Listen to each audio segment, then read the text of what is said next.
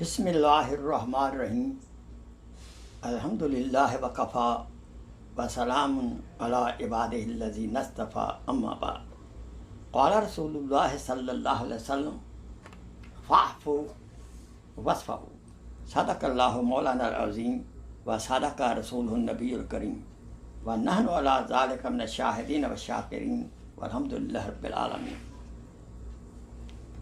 آپ کی خدمت اقدس میں ایک حدیث پاک کا کچھ حصہ عرض کیا ہے۔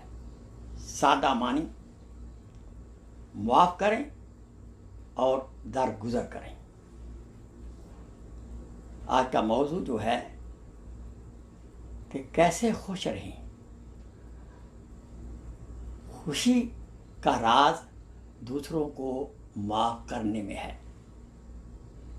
بھول جائیں، مٹی ڈالیں، just ignore it, forget it۔ دل کو صاف رکھیں۔ جو آپ کو سلام دعا نہ کرے، آپ اسے ہدیہ دیں، اسے کھانا کھلائیں۔ معاف کریں۔ جو آپ کی غیبت کرے، آپ اس کی تعریف کریں۔ حضرت عمر رضی اللہ تعالیٰ عنہ فرمایا کرتے تھے، اسے میں ہدیہ دوں گا جو مجھے میری خامیاں بتائے گا۔ اگر بدلہ لینا چھوڑ دیں گے تو دنیا جنت بن جائے گی، لیکن اگر ہم بدلہ لینے کی پلاننگ کرتے رہیں گے تو دنیا زندگی جہنم بنے گی۔ زبان کو تالے لگائیے، نہ کریں، لبوں کو سیئیں۔ یاد رہے، زبان کا زخم گولی کے زخم سے بدتر ہوتا ہے، اور جلدی مندمل یہ زخم نہیں ہوتا، جبکہ تلوار کا زخم مندمل ٹھیک ہو جاتا ہے۔ یاد رہے، نماز روزہ آسان ہے لیکن اعلیٰ اخلاق مشکل ہے۔ حج نفل آسان ہے، معاف کرنا مشکل ہے۔ جو ادھر ادھر لڑاتے ہیں وہ اللہ تعالیٰ کی نگاہ میں گندگی سے بھی بدتر ہیں۔ عرض ہے، لمبے لمبے وظائف کی بجائے جب کوئی مسئلہ ہو 2 رکعت نماز صلاۃ الحاجت پڑھیں، اللہ تعالیٰ سے رو رو کے دعا کریں، کچھ صدقہ خیرات کریں، مسائل حل ہو جائیں گے۔ یہ پرسکرپشن دوائی آقا سرور عالم صلی اللہ علیہ وسلم نے عطا فرمائی ہے۔ یہ حکمہ کے حکیم ہیں۔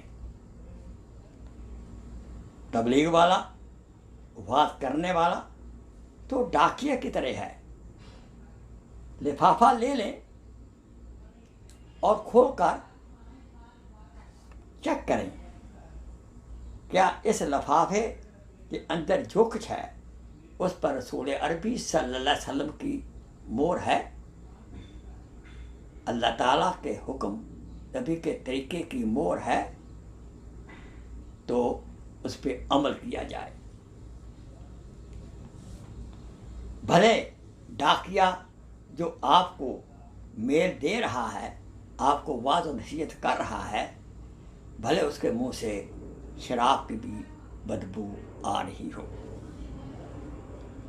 میں نے آپ کے سامنے مندرجہ بالا گزارشات پر عمل کرنے کے لیے استدعا کرتا ہوں آپ سے کہ اللہ تعالیٰ مجھے بھی اس پر عمل کرنے کے توفیق عطا فرمائے، اور آپ کو بھی ان گزارشات پر عمل کرنے کی توفیق عطا فرمائے۔ اگر ہم اس نصیحت پر عمل کریں گے تو خوش رہیں گے، پرسکون سوئیں گے، پریشانیاں کم ہوگی، صحت بہتر ہوگی، اور عمر لمبی ہوگی، اور لوگ آپ سے محبت کریں گے۔